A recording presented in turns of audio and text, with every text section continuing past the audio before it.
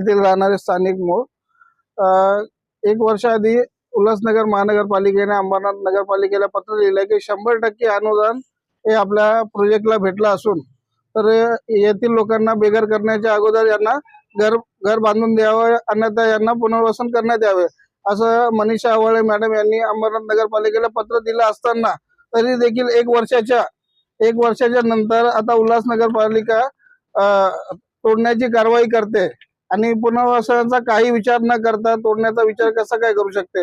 एक वर्ष आधी दिलेलं त्यांनी हे पत्र आज मान्य नाही का त्यांना स्वतःला?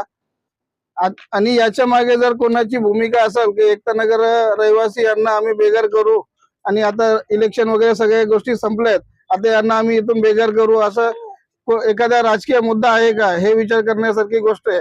कारण महानगरपालिका स्वतः बोलते यांना आपण घरं देणार आहेत आणि आता महानगरपालिका बोलते यांना घरं देणार नाही. आम्ही भारतात राहतो, आम्ही कायद्याच्या राज्यात आहे, आम्ही कायद्याच्या चौकटीत राहणारी माणसं. जर आमच्यावर असा अन्याय होत असेल तर आम्ही त्याचा तीव्र निषेध करू आणि आम्ही सर्वांनी मिळून साखळी उपोषण, आमरण उपोषण या मार्गाने आम्ही पुढे जाऊया.